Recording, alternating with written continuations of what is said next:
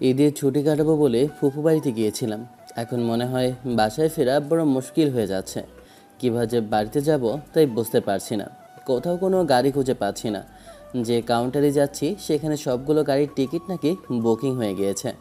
এখন যাব কী করে? যদি বাসা থেকে গাড়িটা নিয়ে আসতাম। অনেকবার বলেছি যে লাগবে না গাড়ি, আমি একা একাই যেতে পারবো। তোমরা কি ভেবেছো আমি ছোট নাকি? এখন তো বড় মুশকিলে পড়লাম। কি করব বুঝতে পারছি না। বাস কাউন্টারের মধ্যে দাঁড়িয়ে এসব ভাবছি, তখনই পাশ থেকে একটা লোক এসে বলে উঠল, কি ভাইজান, গাড়ি খুঁজছেন নাকি? পাচ্ছেন না বুঝি? কোথায় যাবেন ভাইজান? জি, আসলে এখানে ফুপুর বাড়িতে এসেছিলাম, কিন্তু ছুটি কাটিয়ে এখন বড় বিপদে পড়েছি। দেখছি শহরে যাওয়ার জন্য কোনো গাড়ি পাচ্ছি না। আরে এখানে গাড়ি পাবেন না তো মিয়া, আমার কাছে চলে আসেন। গাড়ির অভাব আছে নাকি? শুধু একটু মাল করি দিলেই হবে। আরে, টাকা পয়সা নিয়ে আপনার চিন্তা করা লাগবে না। আমার শুধু শহরে গেলেই হবে। আমার তো টাকা নিয়ে কোনো সমস্যা নেই। আমি অনেকে তো বলেছি যে টাকা লাগলে আরও দেব, সমস্যা নেই। আমাকে একটা সিটির ব্যবস্থা করে দেন, কিন্তু কোথাও তো পাচ্ছি না আমি। মুরগি একটা পেয়েছি, যা আছে সব কিছু হাতিয়ে নেব। এরপর দেখবো আজকে আমাকে বড়লোক হতে কে বাধা দেয়। লোকটাকে দেখে কোনোভাবেই ভদ্রলোক মনে হচ্ছে না। দেখে মনে হচ্ছে কেমন জানি একটা গাঞ্জাখোর মার্কা লোক, মোটা গোফওয়ালা। লোকটাকে দেখে এমনটাই আমার কাছে মনে হচ্ছে। কিন্তু এসব নিয়ে আমার মাথা ব্যথা নেই। আমার তো শুধু বাড়ি যাওয়া নিয়ে মাথা ব্যথা।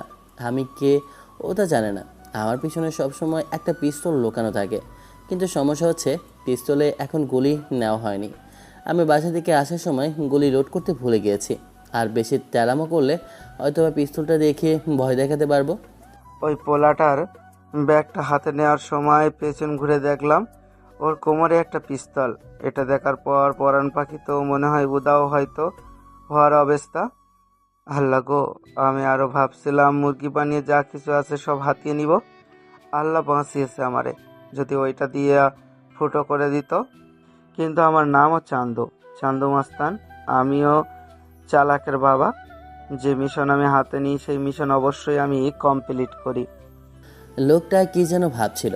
একটা ধমক দিয়ে লোকটার উদ্দেশ্যে বলে উঠলাম, আরে কিসব ভাবছেন আপনি? হ্যাঁ, আপনাকে কি বললাম, তাড়াতাড়ি কাজটা করুন। আমাকে এখনই যেতে হবে, আর সময় নেই। অনেকক্ষণ ধরে দাঁড়িয়ে আছি, কোনো কাউন্টারে টিকিট পাচ্ছিলাম না। এখন নিয়ে যান, আমি কোথায় বসবো? আরে ভাইজান, আহেন আহেন, আমার সাথে আসেন। আমি আপনাকে নিয়ে যাচ্ছি। এই তো সামনে বাস দাঁড়িয়ে আছে, ওইখানে করে আপনি যাবেন। বাস অনেক সুন্দর, এসি বাস। আর ওখানে কত যে সুন্দর করে সাজানো আছে বাসটা, আপনি দেখলে বেশ ভালো লাগবে ভাইজান। আসেন আমার সাথে। লোকটার সাথে গেলাম। সামনে গিয়ে দেখলাম একটা বাস দাঁড়িয়ে আছে। যাক, অবশেষে তাহলে বাসটা পেলাম। যদি বাসের কাছে না নিয়ে আসতো তাহলে কিন্তু আমি ঘুষি মেরে ওর নাক ফাটিয়ে দিতাম। ও আবার জানে না আমি কে। আর বাসায় ঈদ না করে ফুপুর বাড়িতে কেন করেছি ও যদি জানতো তবে এখানেই হিসু করে দিত। আপনারা তো জানেন না, সমস্যা নেই, আপনাদেরকে সব কিছু বলছি। তখনই লোকটা বলে উঠল, ভাইজান, এই হচ্ছে বাস। আপনি পিছনের 2 নম্বর সিটটাই বসবেন, ঠিক আছে? আর টাকাটা দেন। সব তো ঠিক আছে, কিন্তু বাসের মধ্যে তো আমি এখনো হেল্পার বা গাড়ির ড্রাইভার কাউকে দেখছি না। আরে ভাইজান, আপনার এসব নিয়ে চিন্তা করা লাগবে না। আমি সবাইকে এভাবেই নিয়ে আসি, আমার দায়িত্ব এটা। আপনি কেন চিন্তা করছেন? আপনার টিকিটটা কাটা হয়ে গিয়েছে, আপনি গিয়ে শুধু বসেন। আমি কিছুক্ষণের মধ্যে ওদের পাঠিয়ে দিচ্ছি। কিন্তু ভাই, আপনাকে দেখে ভেবেছিলাম ভদ্রলোক, ভদ্রঘরের সন্তান আপনি, তাই এখানে দাঁড়িয়ে থাকবেন কেন ভেবে এসি বাসে নিয়ে এসেছি। না হলে কি আমার যাত্রীর অভাব ছিল নাকি? ঠিক আছে ভাই, আমি অন্য লোক নিয়ে আসি। এই যে ভাই, কোথায় যাবেন? আমি আর দ্বিধাদ্বন্দ্ব কিছুই করলাম না। লোকটার হাতে 2000 টাকা দিলাম। তখনই লোকটা আমার দিকে তাকিয়ে বলে উঠল, ভাই, 2000 টাকা দিলেন? এত সুন্দর একটা সিট ম্যানেজ করে দিয়েছি। আজকে যদি আপনি এসি বাস খুঁজে না পেতেন তাহলে কি করে বাড়িতে যেতেন বলেন তো? তার মানে কি আপনি আমাকে মাত্র 2000 টাকা দিবেন? যেভাবে অসহায় মুখে লোকটা আমার দিকে তাকিয়ে রইল, আমার কেন জানি মায়া লেগে গেল। যাই হোক, আমি প্রথমত তাকে হয়তোবা ভুল বুঝেছি। মানুষ অন্যরকম হতেও পারে। ভালো মনে হলো, তাই 5,000 টাকা দিলাম। লোকটাও খুশি মনে ওখান থেকে চলে যেতে লাগলো। বাসের মধ্যে দেখলাম এখনও কেউ আসেনি, বাসটা ফাঁকা। তাই আমি একদম পেছনের সিটে আগের সিটটায় বসে পড়লাম। আল্লাহ গো, লোকটাকে ঠকিয়ে ভালোই ইনকাম করেছি। এখন আমাকে পাইকে, এখন আমি পালিয়ে যাই। আল্লাহ আমাকে বাঁচিয়ে রাখলে আরও কমাতে পারবো। এত বড় একটা মানুষের কাছ থেকে এই টাকাটা যে মারতে পেরেছি তাতেই তো অনেক। রিকশায় করে কাউন্টারের সামনে আসছি। তীব্র গরমে মনটা যেন চাচ্ছে এক্ষুনি সূর্য মামাকে অনেকগুলো গাল মন্দ করতে, কিন্তু কি করব? উপরে একটা হাত দিয়ে আমি নিজের মুখের উপরেই ছায়া করছি। ওই সূর্য মামা, তোমার কি একটুও তোমার এই ভাগ্নির জন্য মায়া লাগে না? এত চটে গেছো কিল্লাইগা? মামি কি তোমার সাথে রাগ করলো নাকি? প্রচন্ড গরম, তাই মাথাটাও ব্যথা করছে। এরই মধ্যে ফোনটা বেজে উঠলো। স্ক্রিনে তাকিয়ে দেখি আমার বান্ধবী। ফোনটা রিসিভ করতেই ও বলে উঠলো, কী রে নীলা, তুই কি এখনও কাউন্টারে পৌঁছোসনি নাকি? না এখনও বসে বসে সেই পড়াশোনা নিয়ে ব্যস্ত আছিস? তো সেই ছোটোবেলা থেকেই অভ্যেস একটাই, সব সময় পড়াশোনা। এত পড়াশোনা করে হবেটা কি শুনি? এখন তো পড়াশোনা শেষ হয়েছে। শিক্ষার কোনো শেষ নেই বোন। যত শিখতে পারবা তত তোমার জ্ঞান বাড়বে। তাই ওইসব নিয়ে কথা বলো না। আমি কাউন্টারে যাচ্ছি। এখন বল, আমার জন্য কি তুই টিকিট কেটেছিস? আরে, আমার মামা হচ্ছে ওখানের কাউন্টারের মালিক। আমার মামাকে বলে দিয়েছি, সে তোর জন্য পিছনের 2টা সিট একদম বুক করে রেখেছে। আর আমি টিকিটের ছবি তোকে পাঠিয়ে দিচ্ছি হোয়াটসঅ্যাপে। সেটা তো বুঝলাম, কিন্তু গাড়িটা কোন কাউন্টারে সেটা তো আমি জানি না। আচ্ছা ঠিক আছে, তোকে আমি লোকেশন পাঠিয়ে দিচ্ছি। আমাকে অবশ্য মামা বলেছে। আর হ্যাঁ, ওখানে কিন্তু তোর চাকরিটা কনফার্ম। মামাকে বলেছি, মামাও বলেছে ওখানে ইমিডিয়েটলি নাকি একজন টিচার প্রয়োজন। আসলে তোকে আমি কি বলে যে ধন্যবাদ দেবো জানি না। নিজের আপন মানুষও কখনো এমনটা করে না। তুই আমার জন্য যা করিস, আসলে তোর কাছে আর তোর আম্মুর কাছে সারা জীবন আমি ঋণী হয়ে গেলাম রে। একটা থাপ্পড় দিব বলে দিলাম। আমরা সেই ছোটোবেলা থেকে একসাথে বেস্ট। আর তুই আমাকে এসব বলছিস? একদম এসব বললে কিন্তু তোর সাথে আমার মারামারি লেগে যাবে। আচ্ছা ঠিক আছে বাবা, বলবো না। তুই তাহলে লোকেশনটা পাঠিয়ে দে। ফারজানা কথাটা বলেই কলটা কেটে দেয়। ও, আপনাদেরকে তো আমার পরিচয় দেওয়া হলো না। আমি নীলা। পরিবার বলতে আমার কেউ নেই। ছোটোবেলায় মা মারা যায়, আর আমার 15 বছর বয়সে বাবা একটা গাড়ি অ্যাক্সিডেন্টে মারা যান। পৃথিবীতে আমার আপন বলতে কেউ ছিল না। এতিমখানায় বড় হয়ে ওখান থেকেই পড়াশোনাটা করি। কিন্তু যেহেতু আমার পড়াশোনা খুবই ভালো ছিল, তাই সরকার থেকে অনুদান পেয়ে আমি ভালো একটা ভার্সিটিতে পড়াশোনা করি। ওখানে আমার পরিচয় হয় ফারজানার সাথে। ওর আম্মু আমার সাথে অনেক ভালো ব্যবহার করতেন, নিজের মেয়ের মতোই আমাকে দেখতেন। তাদের কারণেই আমি পড়াশোনাটা শেষ করতে পারি। কুষ্টিয়া থেকে আমি যাচ্ছি ঢাকা শহরে। ওখানে ফারজানার মা একটা ইউনিভার্সিটির প্রিন্সিপাল। তিনি আমার জন্য একটা জব দেখেছেন। আমার অনেক স্বপ্ন ছিল, অনেক বড় একটা ইউনিভার্সিটির আমি শিক্ষিকা হব। আজকে হয়তো সেই স্বপ্নটা আমার পূরণ হতে যাচ্ছে। ফারজানা এতটুকু বলেছে যে ওখানে ইন্টারভিউ দিতে হবে। ওখানে আবার ইন্টারভিউ দেওয়ার জন্য অনেক যোগ্যতা এবং অনেক কিছুই লাগে। ইন্টারভিউ দেওয়ার জন্য অনেকে অ্যাপ্লাই করেছে, সবাইকে ওখানে সুযোগ দেওয়া হয়নি। আমাকে শুধু ফারজানার আম্মু একটা সুযোগ দিয়েছেন।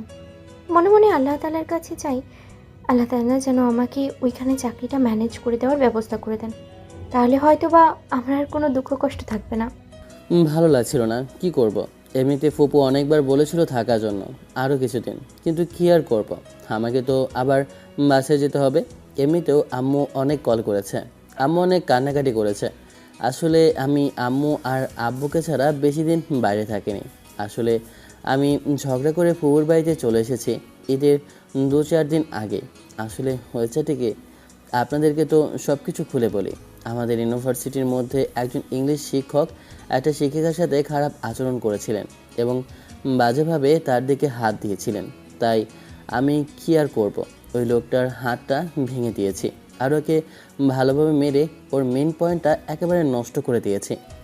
আমার আব্বু বরাবরই একটু রাগী। আব্বুকে সব কিছু জানানো হয়েছিল আর আব্বু সব কিছু শুনে অনেক রাগারাগি করলেন। আব্বু সবসময় আমাকে বকাবকি করেন না, কিন্তু ওই দিন একটু বেশি বকা দিলেন। ওই ভার্সিটিটা অবশ্য আমার নিজের বাবারই, তাই ওখানে কোনো সমস্যা হয়নি আমার। আপনাদেরকে তো আমার পরিচয় দেওয়া হলো না। আপনাদেরকে আমি আমার পরিচয়টা দিয়ে দিই। আমি আবির, পরিবারের একমাত্র সন্তান। আমার আবার একটা পিচ্চি বোন আছে যে কিনা আমাকে খুব জ্বালাতন করে, কিন্তু খুবই মিষ্টি। আমাকে ছাড়া একবারও থাকতে পারে না। আমার বাবা এই শহরের টপ বিজনেসম্যানদের মধ্যে একজন। আপনাদেরকে তো আমি আমার পরিচয় দিয়ে দিলাম। ভালো লাগছে না, শরীরটা খুব ক্লান্ত, তাই ঘুমিয়ে পড়লাম। বাসের মধ্যে যাত্রী দু একজন আস্তে আস্তে প্রবেশ করছে, তাই আমি নিজের মনে ঘুমিয়ে রইলাম। অনেক কষ্টের পর বাসটা খুঁজে পেলাম। মনে হয় এখন হাফ ছেড়ে বাঁচলাম। নিজের ব্যাগটা আমি হেল্পারের কাছে দিয়ে সামনে যেতে লাগলাম। মোটা ফ্রেমের চশমাটা ঠিক করে আমি সোজা আমার সিটের সামনে গিয়ে দেখি একটা ছেলে শুয়ে আছে, তাও আবার পুরো সিট জুড়ে। সিটটা আমার কিনা ভালোভাবে চেক করার জন্য আবারও আমি আমার ফোনের মধ্যে টিকিটটা ভালো করে দেখে নিলাম। না, এটা তো আমারই সিট। তাহলে ছেলেটা কি করে আমার সিটের মধ্যে শুয়ে আছে? প্রথমত রাগ হলো, তারপরে ছেলেটার চেহারার দিকে তাকাতেই কেমন জানি একটা মায়া হলো। অসহায়ভাবে তাকালাম, কারণ ছেলেটার চেহারাটা খুবই মায়াবী লাগছিল। আমি যেন এক মিনিটের জন্য হারিয়ে গেলাম। নিজেকে স্বাভাবিক করে ছেলেটার উদ্দেশ্যেই বলে উঠলাম, এই যে মিস্টার, এখানে আপনি শুয়ে আছেন কেন? কারো নরম হাতের স্পর্শে আমার ঘুমটা ভেঙে যায়। চোখ খুলে তাকিয়ে দেখি আমার সামনে যেন এক আসমানের পরী দাঁড়িয়ে আছে। আশেপাশে কি আছে যেন আমার খেয়ালই নেই। আমি যেন মেয়েটার দিকে তাকিয়ে রইলাম। বাহ, কি অপরূপ সুন্দরী একটা মেয়ে আমার সামনে দাঁড়িয়ে আছে। আল্লাহ পাক তাহলে কি আমার জন্যই এই রূপসীকে পাঠিয়েছে? এই, আপনার কি হলো, পাগল নাকি? নাকি কোথায় হারিয়ে গিয়েছেন? কথা বলছেন না কেন? মেয়েটার চিৎকারে আমার ঘোর কাটে। বাহ, অপরূপ সুন্দরী। এমন একটা সুন্দরী মেয়ে আমি যে কুষ্টিয়া জেলার মধ্যে খুঁজে পাবো কখনো কল্পনা করতেই পারিনি। জীবনে কত মেয়ে আমাকে প্রপোজ করেছে, কিন্তু কখনো কাউকে আমার পছন্দ হয়নি। আর এই এমন একটা সাধারণ সাদাসিধা মেয়ে, চোখে মোটা ফ্রেমে চশমা। মেয়েটাকে দেখে যে আমার মনের মধ্যে কী এক অন্যরকম ঝড় বয়ে যাচ্ছে, এসব তো আমি নিজের মনের মধ্যেই বলে যাচ্ছি।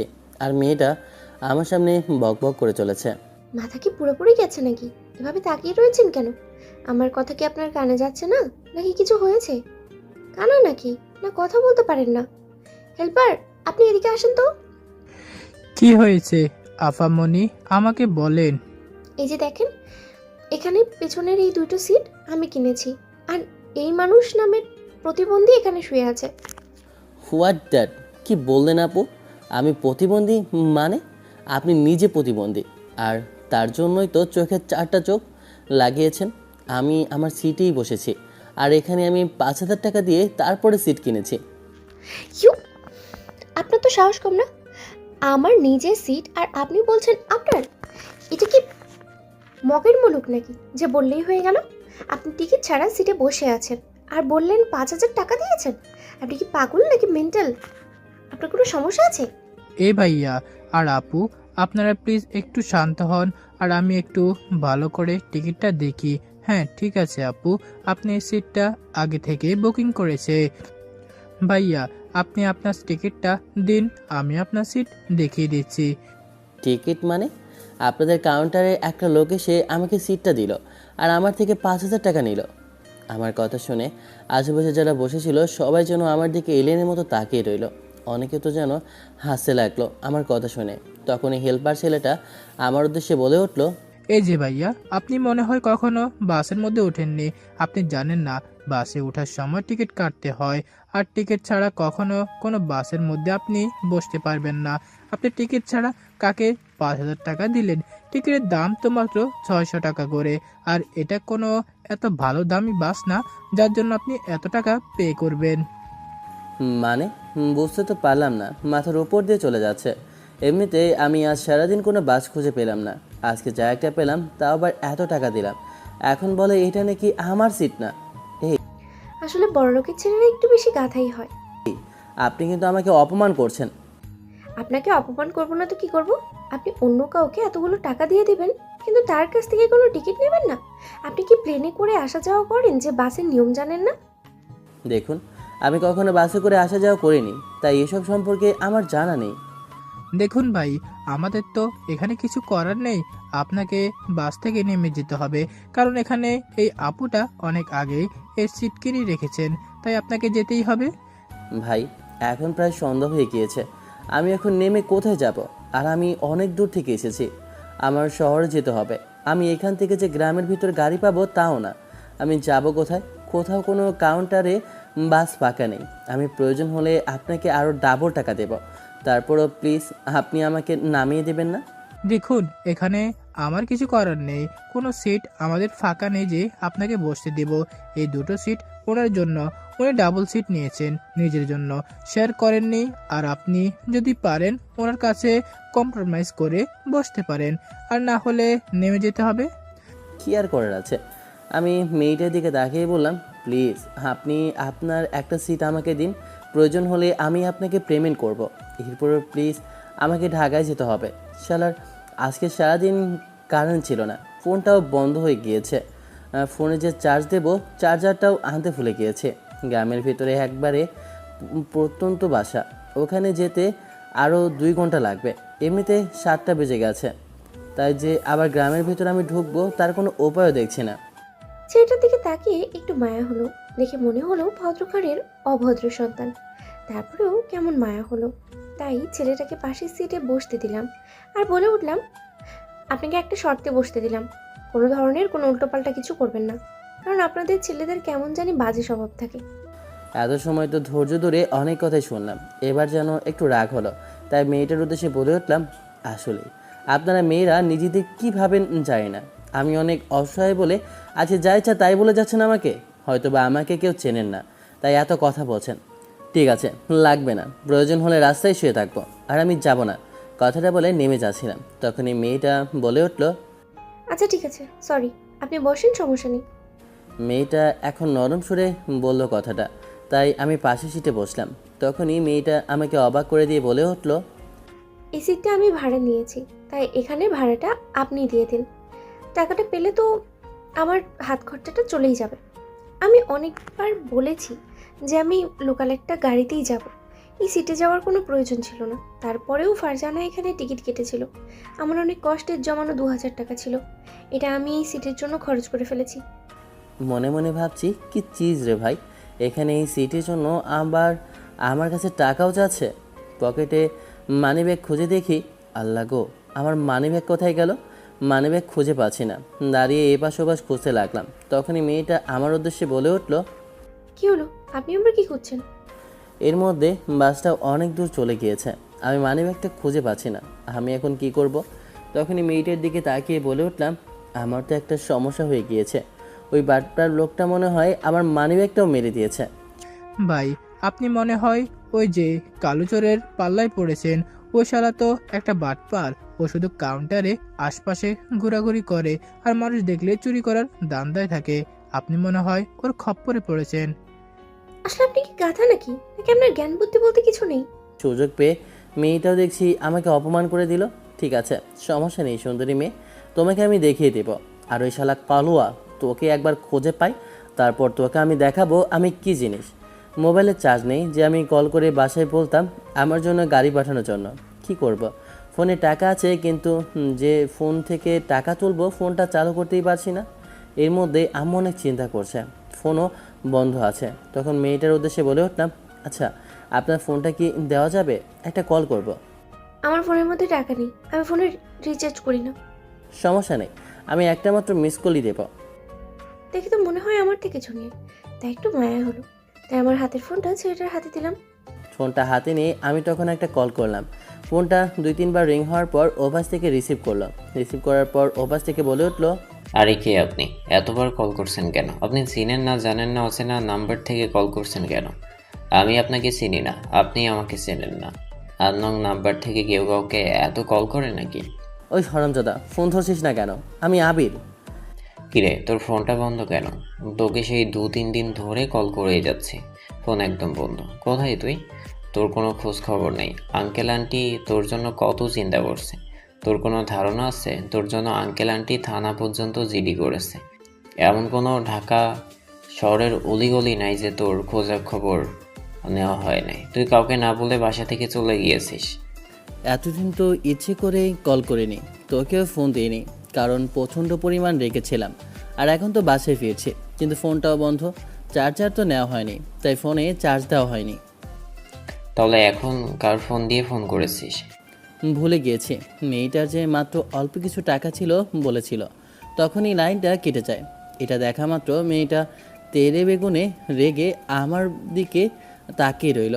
তখনই রাগে চোখে আমার দিকে চেয়ে বলে উঠল, আপনাকে না বলেছি আমার ফোনের মধ্যে টাকা নেই, এরপরেও আপনি কি করছেন? আমার ফোনের সবগুলো টাকা শেষ করে ফেলেছেন। এটা কি একদমই ঠিক করেছেন? কারণ অনুভূতি ছাড়া কারোর কিছু ইউজ করা একদমই ঠিক না। তার উপরে আবার কোনো টাকা ছিল না। এখন আমি কাউকে কল করবো কি করে? আরে এখানে সামান্য কিছু টাকার জন্য আপনি এভাবে গরম হচ্ছেন কেন? এখানে আপনার জন্য সামান্য টাকা হতে পারে, কিন্তু এই টাকাটা আমার জন্য অনেক কিছু। আপনাদের জন্য এগুলো সামান্য হলেও এগুলো আমাদের মতো মানুষের জন্য অনেক। আমি কিছু বললাম না, চুপ করে রইলাম। মেয়েটা তখন নিজের ফোনটা রেখে দিয়ে বই বের করে জানালার পাশে পড়তে লাগলো। আর জানালার পাশে বাতাসে মেয়েটার চুলগুলো মুখের সামনে চলে আসছিল। মেয়েটা তার চোখের মোটা ফ্রেমের চশমাটা ঠিক করতে লাগলো আর নিজের মনে কী যেন পড়তে লাগলো। বেশ ভালো করে দেখলাম, মনোযোগ দিয়ে বইটা পড়ছে আর নিজের চুলগুলো সুন্দর করে আলতো করে কানে গুঁজে দিচ্ছে। দৃশ্যটা খুবই মায়াবী। মেয়েটার দিকে তাকালে যেন আমি বারবার ক্রাশ খাই। মেয়েটার মায়াবী চেহারায় আমি যেন হারিয়ে যাই অন্য এক জগতে। এই প্রথম কারো প্রতি এতটা ভালোবাসা আমার জন্ম নিয়েছে। ফোনটা সাইলেন্ট করা, এরপরও স্ক্রিন জ্বলে উঠছে। দেখি ওই ছেলেটা যে কল দিয়েছিল ওর পাশ থেকে ফোন আসছে। বারে বারে রিং আসতেই ফোনটা ব্যাগ থেকে নিয়ে আমি ওই ছেলেটার হাতে দিয়ে বললাম, এই যে নেন, কি জানি কল করেছে আপনার বাসা থেকে, কথা বলেন। ধন্যবাদ। দেখি রাহাত কল করেছে, তাই ফোনটা হাতে নিয়ে আমি একটু সামনে গেলাম। সামনে গিয়ে কথা বলতে লাগলাম। তখন রাহাত বলে উঠল, কিরে, কেটে গেল কি করে? আর এত ফোন করছি, ধরছিস না কেন? রাহাতকে সব কিছু খুলে বললাম। সব কিছু শুনে হারামজাদা হাসতে লাগলো আর বলে উঠল, ভাই, তুই দেখি ওখানে গিয়ে প্রেমে পড়ে গিয়েছিস। আহারে বন্ধু আমার, অবশেষে তাহলে কারোর প্রেমে পড়লি তুই। যাক, মেয়েটা দেখতে কেমন রে? ভাই মেয়েটা হেব্বি সুন্দরী, কি আর বলবো। এত সুন্দরী মেয়ে আমি জীবনেও দেখিনি। যা বন্ধু, চালিয়ে যা। দেখবি কপালে থাকলে অবশ্যই জুটে যাবে।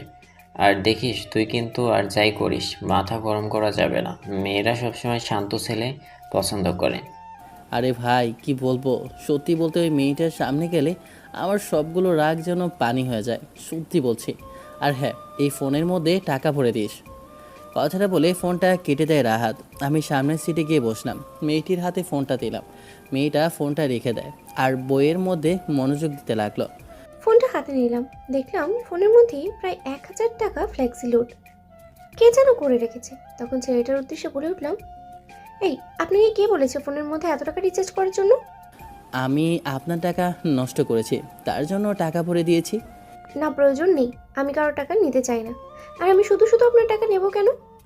আমার টাকার কোনো প্রয়োজন নেই, আমি কাউকে কল করি না, তাই আমার টাকার প্রয়োজন নেই। আপনি টাকাগুলো নিয়ে নেন। সেটা কি করে সম্ভব? রিচার্জের টাকা কি ফেরত নেওয়া যায় নাকি? সেটা আমি জানি না, না হলে আপনি টাকাগুলোর কথা বলে শেষ করেন, না হলে আমি জানি না। সেটা কি করে হয়? এত টাকা আমি কি করে শেষ করব? রাখেন, সমস্যা নেই। দেখুন, আমার কাছে তো টাকা নেই, আমি আপনাকে কি করে টাকাটা দেব? আমি আপনার কাছে কি চেয়েছি একবারও? রিচার্জের টাকা যে আপনাকে দিতে হবে বললেন। আমি আপনাকে চিনি না, জানি না, অপরিচিত একজন মানুষ আপনি। আমাকে রিচার্জ করেছেন বা কেন? আর আমি আপনার কাছ থেকে টাকা নেবই বা কেন?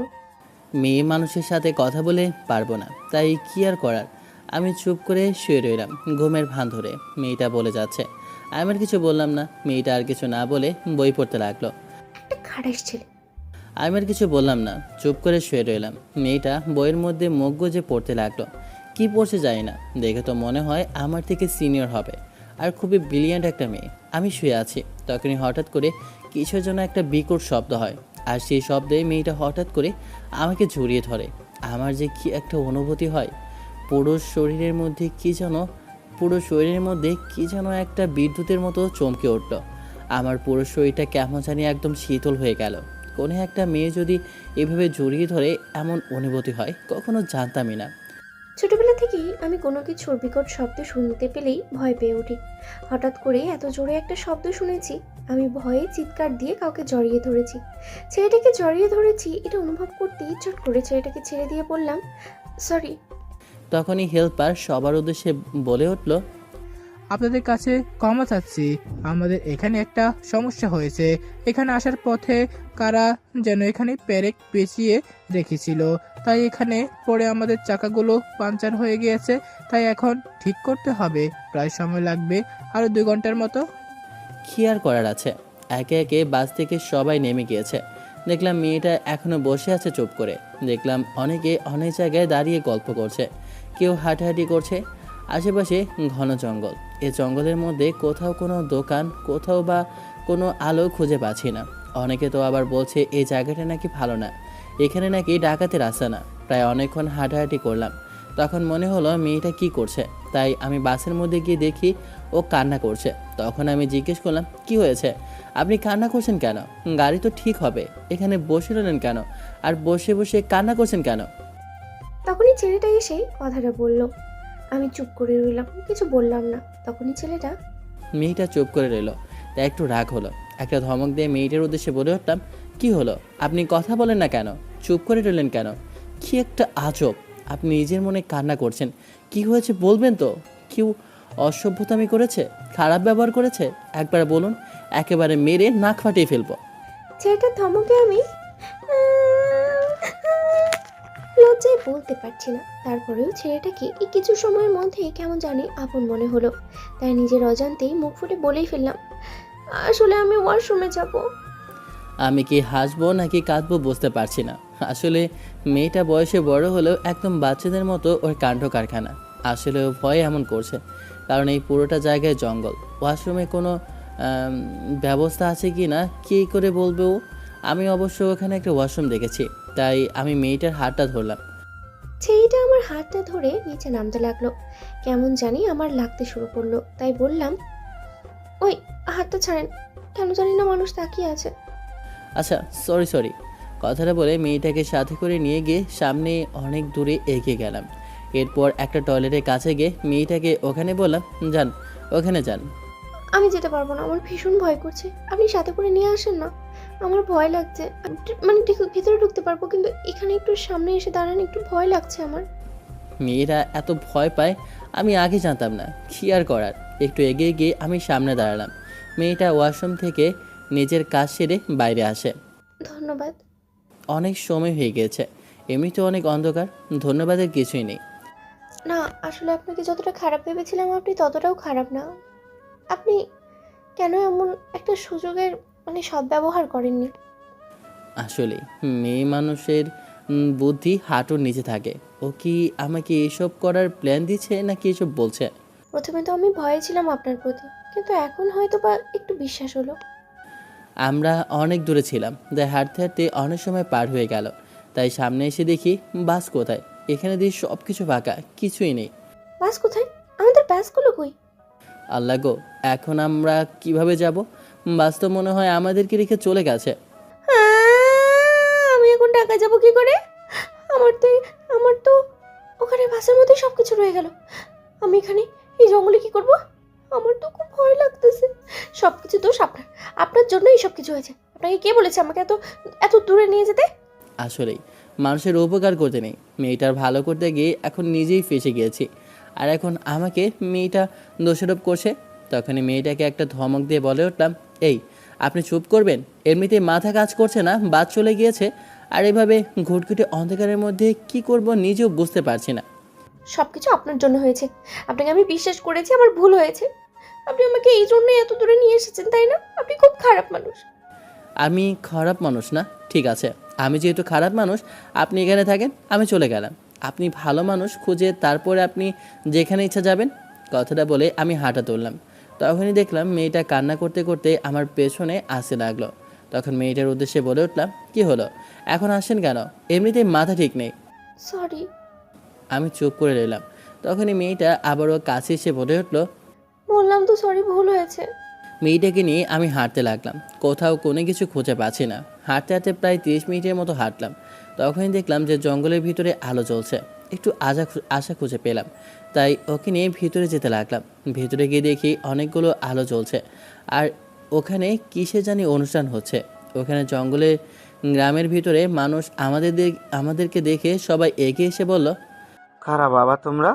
তোমরা এখানে কোথা থেকে এসেছো? আসলে চাচা আমাদের বাসটা আমাদেরকে রেখে চলে গিয়েছে, তাই আমরা এখানে এখন কি করব বুঝতে পারছি না, তাই হাঁটতে হাঁটতে এখানে চলে এসেছি। তোমার সম্পর্ক কি হয়? কি বলবো কিছুই বুঝে উঠতে পারছি না। তখনই আমি বলার আগে মেয়েটা বলে উঠলো, আমি ওনাকে চিনি না। উনি আর আমরা দুজনে একই বাসে ছিলাম। কি বলছো? তোমরা দুজনে অবিবাহিত? তোমরা কেউ কাউকে চেনো না? আমাদের এখানে কোনো রীতি নেই এবং কি তোমরা হয়তো বা জানোও না, এখানে এক বড় তান্ত্রিক ঘোরাফেরা করে। ও শুধু রাতের বেলা খুঁজে বেড়ায় একটা যুবতী মেয়ে আর কুমারী ছেলে। অবিবাহিত এমন ছেলে মেয়ে পেলে ও বলি দেয়। তোমাদেরকে যদি আমরা এখানে রাখি তাহলে আমাদেরও এখানে বিপদ হবে। আরও পাগলামি করো, কে বলতে বলেছে যে আমাকে চেনো না? এখন ঠেলা সামলাও।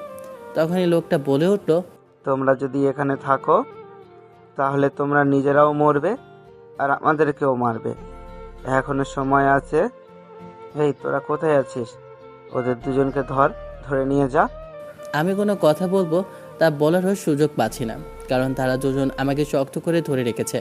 আর কোথা থেকে দুইটা মেয়ে সে মেয়েটার হাত ধরেছে, আমাদের দুজনকে একটা রুমে নিয়ে যায়। এরপর তাদের রীতি অনুযায়ী আমাদেরকে বিয়ে দেয়।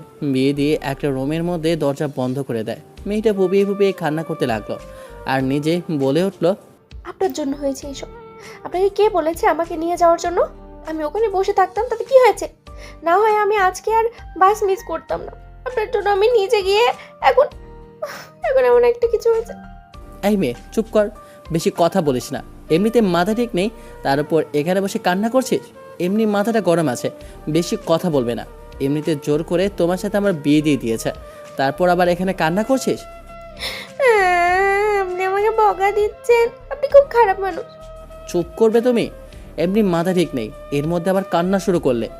আমার একটা ধমকে মেয়েটা চুপ হয়ে গেল, আর কোনো কথা বলছে না। বাইরে বৃষ্টি হচ্ছে, বজ্রপাতের শব্দে মেয়েটা ভয়ে কাঁপতে লাগলো। আবারও হঠাৎ করে অনেক বিকট শব্দে একটা বজ্রপাত হলো। মেয়েটা দৌড়ে এসে বাচ্চাদের মতো আমাকে জড়িয়ে ধরলো আর ভয়ে কাঁপতে শুরু করলো। চোখের মোটা ফ্রেমের চশমাটা ঠিক করে আমি দেখলাম যে আমি কাউকে জড়িয়ে ধরে আছি। হঠাৎই এটা উপলব্ধি করার পর আমি তাকে ছেড়ে দিয়ে লজ্জায় বলে উঠলাম, সরি, আমি বুঝতে পারিনি। মনে মনে তো আমি অনেক খুশি। প্রথম দেখা যাকে ভালোবেসে ফেলেছি তার সাথে যে এভাবে হঠাৎ করে বিয়ে হয়ে যাবে, এটা তো কল্পনাই করতে পারিনি। রুমের এক প্রান্তে বসে আছি, ও এখানে একটা খাটের উপরে বসে আছে। তখনই আমার উদ্দেশ্যে বলে উঠলো, কি হয়েছে? ওখানে বসে থাকলে তো ঠান্ডা লেগে যাবে, ভেতরে আসো, না হলে কিন্তু ওখানে সাপ ঢুকে যাবে। সাপের কথা বলতেই তখনই মেয়েটা দৌড়ে আমার কাছে চলে আসে। এরপরে গুটিসুটি মেরে এক প্রান্তে বসে পড়ে। আপনি কিন্তু রাতে একদমই আমার কাছে আসার চেষ্টা করবেন না। আর এখন এগুলো যা হয়েছে সবগুলো একটা দুর্ঘটনা ভেবে নেবেন, এছাড়া আর কিছুই না। আমি কিছু না বলে চুপ করে শুয়ে পড়লাম। মধ্যরাতে বুকের ওপর কোনো কিছু ভারী অনুভব করতে লাগলাম। বুঝতে পারলাম যে মেয়েটা রাতে ভয়ে আমাকে জড়িয়ে ধরে শুয়ে আছে। সকালবেলা বাঁশের ভেটার ছোট ফাঁক দিয়ে সূর্যের কিরণ চোখে পড়তেই ঘুমটা ভেঙে যায়। তখনই দরজার শব্দ হলো। দরজাটা খুলে দেখি ওই গাছের লোকটা আমাদের দিকে তাকিয়ে বলে উঠলো, কি তোমাদের ভালো ঘুম হয়েছে তো? আর দোয়া করি তোমাদের জন্য দাম্পত্য জীবন সুখে হয়। আসলে তোমাদের দুজনকে খুব ভালো মানিয়েছে। সবসময় একসাথে থাকবে সারা জীবন, কেউ কাউকে কখনো কষ্ট দেবে না। লোকটা আমাদেরকে একটা বাস ধরিয়ে দেয়। আমরা ওখানে করে ঢাকা যাওয়ার উদ্দেশ্যে রওনা দিই। পথে আমার ঘুম চলে আসে, কারণ আমি রাতে ভালো করে ঘুমাতে পারিনি। চোখ খুলে দেখি আমার পাশে মেয়েটা নেই। মেয়েটা কোথাও, তাহলে মেয়েটা কোথায় গেল? নেমে গেছে। কোথায় নেমে গিয়েছে? সমস্যা নেই প্রিয়, তুমি ঢাকায় যে প্রান্তেই থাকো না কেন, আমি তোমাকে অবশ্যই খুঁজে বের করব। বাস থেকে নেমে আমি কাউন্টারে গিয়ে আমার যে জিনিসপত্র ছিল সব কিছু নিয়ে ওখান থেকে সোজা ফারজানার বাসায় আসি। ফারজানা আমাকে দেখে জড়িয়ে ধরে বলে ওঠে, আরে তুই জানিস না তোর জন্য আমি কত চিন্তা করেছি। আরে ভাই, তোকে কত কল করেছি কিন্তু তোর ফোন সুইচ অফ দেখছি। গতকালের সবগুলো ঘটনা ওকে খুলে বলি। সব ঘটনা শোনার পর ফারজানা বলে উঠল, ছেলেটা দেখতে কেমন রে? দেখতে হ্যান্ডসাম নাকি? দেখতে ভালোই, কিন্তু বড়লোক বাবার একমাত্র সন্তান মনে হয়। খুবই টাকা পয়সাওয়ালা ছেলে। আর তুই তো জানিসই আমি এতিম। এই পৃথিবীতে আমার কেউ নেই। আমার এসব নিয়ে কোনো মাথা ব্যথা নেই। সংসার, স্বামী, এগুলো মোটেও আমার ইচ্ছে নেই। আচ্ছা যাই হোক, তুই তাহলে আজকে থেকে আমাদের বাসায় থাকবি। না রে, আমি তো তোকে বলেছি তুই আমাকে একটা রুমের বাসা ঠিক করে দে, আমি ভাড়া বাসায় থাকবো। আমি তোদের সাথে থাকতে চাই না, আমি তোদের বোঝা হতে চাই না। তুই এটা কি কথা বললি? তুই আমার একটা মাত্র বেস্ট, আর তুই এটা কি করে বলতে পারলি? আমি খুব কষ্ট পেয়েছি। তুই তো জানিস আমি কেমন স্বভাবের মানুষ। আমি কখনো কারোর উপরে বোঝা হয়ে থাকতে চাই না, আমি মানুষের উপরে নির্ভর করতে চাই না, নিজের উপরেই আমি ডিপেন্ডেন্ট। ঠিক আছে, তোর যা ইচ্ছে। আমার চেনা জানা একটা বাসা আছে, চল তাহলে। খাওয়া দাওয়া করে ফ্রেশ হয়ে আগামীকাল ওই বাসায় উঠে যাবে। বাস থেকে নেমে ফোনটা আগে চার্জে লাগে, ভালো করে ফোনটা চার্জে দিয়ে এরপর বাসায় কল করতেই, বাবা, তুই কোথায়? তোর জন্য আমি কত চিন্তা করেছি, তুই জানিস না? তুই এখন কোথায় আছিস? আমি বাস স্টেশনে আছি, গাড়িটা পাঠিয়ে দাও, আমি একা আসতে পারবো না। তুই ওখানে দাঁড়া, তোর আব্বুকে লোকেশন আমি পাঠিয়ে দিচ্ছি। তোর আব্বু এখনই তোকে পিক আপ করে নিয়ে আসবে। আম্মু কথাটা বলে কলটা কেটে দেয়। কিছুক্ষণ পর দেখলাম আমাদের গাড়িটা চলে আসে। গাড়ি থেকে নেমে আব্বু জড়িয়ে ধরলেন, এরপর বলে উঠলেন, আব্বু, শুধু তোকে দুইটা কথা বলেছি, তার মানে এত রাগ করে কেউ বাসা থেকে এতদিন চলে যায় নাকি? একটিবার তুই আমাকে বলতি যে ভুলটা তোর ছিল, তাহলে কি এত কিছু আমি তোকে বলতাম নাকি? আসলে আমার আব্বু যত রাগই হোক না কেন, কিন্তু আমাকে প্রচণ্ড পরিমাণ ভালোবাসেন। আমার পরিবারে আমাকে সবাই ভালোবাসে, তার জন্য আমি আল্লাহ তাআলার কাছে লাখো কোটি শুকরিয়া জানাই। আম্মু, ভাইয়া কি আসতেছে? এই তো মাত্র কল করলো, বললো যে আসছে। আজকে ওর খবর আছে, আমাকে ছেড়েও কি জন্য একা একা চলে গেল? আমিও তো ওর সাথে যেতে পারতাম, আমারও তো ছুটি ছিল। কিছুদিন আমি ফুপুদের বাসায় বেড়াতাম। আমরা বাসার সামনে চলে আসি। বাসার ভিতর প্রবেশ করতেই মিমি জড়িয়ে ধরে কান্না করতে লাগলো। আরে আম্মু, এত কান্না করছো কেন? আমি কি কোথাও হারিয়ে গিয়েছিলাম নাকি? আমি তো মাত্র ফুপুদের বাসায় গিয়েছিলাম, আর কোথাও যাইনি। তোমার ছেলেকে আমি এখন যা ভাবছি, একটা বিয়ে দেওয়া লাগবে। ওকে কতবার বলছি যে বিয়েটা করার জন্য, তেমন পছন্দের কেউ নেই যে আমি ধরে বিয়েটা করিয়ে দেব। এই ভাইয়া, তুই যে ফুপুদের বাসায় একা চলে গিয়েছিস, এটা একদম ঠিক করলি না। আমাকে নিয়ে যেতে পারলি না? আমার পিচ্ছি বোনটা বুঝি রাগ করেছে। আচ্ছা ঠিক আছে, অনেকগুলো চকলেট বের করে আমি আমার বোনটার হাতে দিতেই, ধন্যবাদ ভাইয়া, তুই অনেক ভালো। আম্মু ক্ষুধা লেগেছে, খাবার দাও। কথাটা বলে খাবার টেবিলে বসেই সবাই আমাকে খাবার দিতে লাগলো। আর আম্মু খাবার টেবিলে বসে বলে উঠলো, তোর আব্বু আর আমরা দুজন সিদ্ধান্ত নিয়েছি আমরা তোর বিয়ে দেব। কারণ একা বাড়িতে আমার ভালো লাগে না। তোর আব্বু অফিসে চলে যায় আর তুই ভার্সিটিতে, মিমিকে তো আমি স্কুলে দিয়ে আসি। পুরো এত বড় বাড়ি আমি একা বসে থাকি, আমার সাথে কেউ নেই গল্প করার মতো। আম্মু আমি এখন বিয়ে করতে পারবো না। সে কথা বললে হবে নাকি? আমরা তোর জন্য পাত্রী খোঁজা শুরু করে দিয়েছি। আমার পছন্দের কেউ আছে, তোমরা আমাকে সময় দাও, আমি কিছুদিনের মধ্যেই তোমাদেরকে পুত্রবধূ এনে দেব। ঠিক আছে, তোকে আমি 1 মাসের সময় দিয়েছি। 1 মাসের মধ্যে যদি আমাদের পুত্রবধূ ঘরে না আসে, তাহলে কিন্তু আমরা জোর করে তোর বিয়ে দিয়ে দিব। আমি খাওয়া দাওয়া করে রুমে এসে শুয়ে রইলাম। তখনই দেখলাম রাহাতের কল। ফোনটা রিসিভ করলাম। রাহাত বলে উঠলো, কিরে, তোর হয়েছেটা কি? ফোন দিচ্ছি কিন্তু তোকে পাচ্ছি না। কোনো সমস্যা হলো না তো? আমি তো আরও চিন্তায় ছিলাম। আরে তেমন কিছু হয়নি, তুই অযথা চিন্তা করেছিস। এরপর সব কিছু বলে বললাম রাহাতকে। রাহাত বলে উঠলো, তাহলে তো আজকে আমাদেরকেও তুই পার্টি দিবি। এত বড় একটা কাণ্ড ঘটিয়ে ফেলেছিস, এর থেকে আর কি হতে পারে? সমস্যা নেই, আমি তোদেরকে পার্টি দেব, কিন্তু আমার বইয়ের খোঁজ আগে তোদেরকে বের করতে হবে। ওর বায়োডাটা কোথায়? রাতের সাথে আরও কিছু সময় কথা বলে কলটা কেটে দেই। আগামীকালকে আবার ভার্সিটি যেতে হবে। সকালবেলা রেডি হয়ে ভার্সিটির উদ্দেশ্যে যাচ্ছি, কারণ আজকে নাকি আমার ইন্টারভিউ নেবে। তার জন্য সুন্দর করে রেডি হয়ে আমি ভার্সিটির উদ্দেশ্যে রওনা দিলাম। কিছুক্ষণ পর ভার্সিটির সামনে এসে পৌঁছালাম। ভার্সিটির গেট দিয়ে প্রবেশ করেই আমাকে প্রিন্সিপালের রুমটা দেখিয়ে দিল। দেখলাম অনেকগুলো লোক ইন্টারভিউ দিতে এসেছে। একে একে সবাই ইন্টারভিউ দিয়ে বেরিয়ে হয়ে যাচ্ছে। সকালবেলা ঘুমিয়ে আছি, তখনই ফোনটা বেজে চলেছে। প্রচণ্ড পরিমাণ বিরক্ত হয়ে ফোনটা রিসিভ করলাম। ঘম ঘম চোখে প্রশ্ন করলাম, কী রে শালা, এত সকাল সকাল কল করলি কেন? কে তুই? আমি এত সকালে ঘুম থেকে উঠি নাকি? পাগল হয়ে গেছিস? আরে শালা, পাগল তো হবি তুই, আমি না। আর এখন যে কথা বলবো সেটা শুনলে তোর ঘুম একেবারে হারিয়ে যাবে। আরে তোর বইয়ের বায়োডাটা বের করেছে। আরে রাহাত, তুই কল করেছিস? ফোনটা ধরে নাম্বারটা দেখিনি আমি। কি হয়েছে বল, আমি এখনই উঠতেছি। ভার্সিটির সময় হয়ে গেছে, আর তোর বইয়ের কথা বলতে গেলে তোর থার্ড বায়োডাটা দেখ। আচ্ছা, তাহলে মেয়েটার নাম নীলা, তাহলে আমার বইয়ের নাম নীলা। ফ্যামিলিতে কেউ নেই, পরিবার বলতে কেউ নেই। সে একটা এতিম মেয়ে, ভালোই হয়েছে। আর ঝামেলায় পড়তে হবে না আমার। সব কিছু ঠিক আছে, কিন্তু তুই এই বিষয়টা জানলে আকাশ থেকে পড়বি। আরে তোর বউ আমাদের ভার্সিটির ইন্টারভিউ দিতে গিয়েছে আজকে। সে নাকি আমাদের ইংলিশ টিচার হিসাবে যে নিয়োগ বিজ্ঞপ্তিটা দেওয়া হয়েছে ওখান থেকে একজনকে বাছাই করা হবে। তুই তো জানিস আমাদের ভার্সিটি কত বড়, তার জন্য ওখানে অনেক যোগ্যতার প্রয়োজন। তার থেকে বড় কথা, আমাদের প্রিন্সিপাল এতটা ভালো না। আব্বুকে ওই দিন বলতে ভুলে গিয়েছিলাম প্রিন্সিপালকে ভার্সিটি থেকে বের করার জন্য। আজকে যদি আমার নীলার কিছু হয় তাহলে কিন্তু ওই শালার একেবারে হাড্ডি গড্ডি ভেঙে আমি হসপিটালে পাঠিয়ে দেব।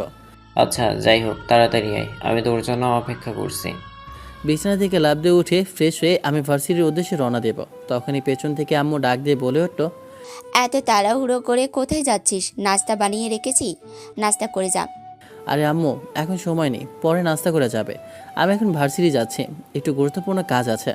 কথাটা বলে ভার্সিটির উদ্দেশ্যে রওনা দিলাম। কিছুক্ষণ পর আমাকে ইন্টারভিউ দেওয়ার জন্য ডাক দিল। আমি ভিতরে প্রবেশ করলাম, দেখলাম একটা মাঝবয়সী লোক দাঁড়িয়ে আছে আর আমার দিকে কেমন নোংরা দৃষ্টিতে তাকিয়ে রইল। তখন ওই লোকটা বলে উঠল, বাহ, তুমি তো দেখতে অনেক সুন্দরী, তোমাকে তো আমার ভালো লেগেছে। তুমি তো অনেক হট, তোমাকে কি বলবো, প্রথম দেখাতেই আমার ভালো লেগেছে। এমন একটা সুন্দরী মেয়ে মনে হয় আমি জীবনেও দেখিনি। তোমাকে তো আমার চাই। এসব আপনি কি বলছেন? আপনি আমার বাবার বয়সী, আপনি আমাকে এসব কি করে বলতে পারেন? আমাকে তোমার বুড়ো মনে হয়? দেখো, একবার সুযোগ দাও, তোমার পুরো লাইফ বানিয়ে দেবো আমি। অসভ্য কথা আমি আর তার মুখ থেকে শুনতে পারলাম না। ঠাস করে একটা থাপ্পড় বসিয়ে দিলাম। তুমি আমাকে থাপ্পড় মেরেছো? তুমি জানো আমি কে, আমার পরিচয় কি?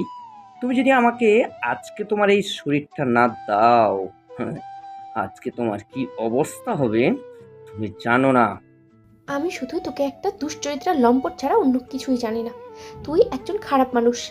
আমি এখানে চাকরি করব না, আমি এখান থেকে চলে যাচ্ছি। তোর মতো সামাজিকভাবে কিছু নোংরা লোকের জন্যই আজকে মানুষ সেফ নেই। তুই আমার অফিসে এসে আমাকে থাপ্পড় মেরে চলে যাবি? এত সোজা না, এত সহজে আমি তোকে ছেড়ে দেবো? এটা কখনো হবে না। তুই কি ভেবেছিস আমাকে থাপ্পড় মারবি আর আমি তোকে এমনি এমনি চলে যেতে দেবো? কখনোই না।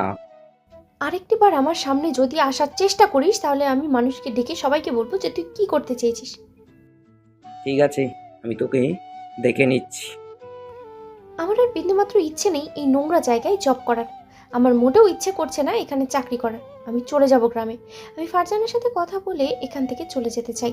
এমন নোংরা জায়গায় আমি আর থাকতে চাই না, যে জায়গায় প্রিন্সিপাল এতটা নিকৃষ্ট আর পাষাণ মানুষ। এসব ভেবে আমি ওখান থেকে চলে যেতে লাগলাম। ভার্সিটির ক্যাম্পাসে দেখি রাহাত দাঁড়িয়ে আছে। আমাকে দেখে দৌড়ে আসে আমার কাছে। এসে রাহাত বলে উঠল, ভাই, অনেক বড় সমস্যা হয়ে গিয়েছে। কেন, কি হয়েছে? আমি খোঁজ নিয়ে দেখছি আজকে নাকি তোর বউ এখানে ইন্টারভিউ দিতে এসেছে। আমাদের একটা কোটা খালি ছিল, কারণ তুই তো ইংলিশ টিচার আমাদের ইউনিভার্সিটি থেকে বের করে দিয়েছিস। তাই একজন শিক্ষকের খুবই প্রয়োজন ছিল। তাই আমাদের যে পুরনো প্রিন্সিপাল ছিল উনি একটা বিজ্ঞপ্তি দিয়েছিলেন। মনে হয় ওখান থেকেই ও এখানে এসেছিল। কিন্তু সহকারী যে প্রিন্সিপাল ছিল আজকে উনি নাকি ইন্টারভিউ নিচ্ছিলেন। এরপর দেখ কি হয়েছে। সিসিটিভি ফুটেজটা দেখার পর মাথাটা প্রচণ্ড পরিমাণ গরম হয়ে যায়, শরীরের মধ্যে রক্তচাপ বৃদ্ধি পায়। কি করব বুঝতে পারছি না। আমার তো মন চাচ্ছে এখন ওই বুড়ো শালাকে গিয়ে গিলে ফেলি।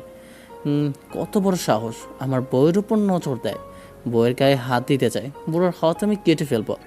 নীলা ভাবিকে দেখেছিলাম ওই রাস্তা দিয়ে যাচ্ছে, তাড়াতাড়ি যা, ক্ষতি হতে পারে ওনার। ভার্সিটির সবাই জানে আমি কতটা আতঙ্ক। আমার ভয়ে ভার্সিটিতে কেউ কথা বলতে পারে না। আমি সবসময় অন্যায়ের প্রতিবাদ করি, যে অন্যায় করে আমি তাকে সাহায্য করি। আমার ভয়ে পুরো ভার্সিটি কাঁপে, আর এলাকার মধ্যে সবাই জানে আমি কতটা একজন ভয়ানক মানুষ।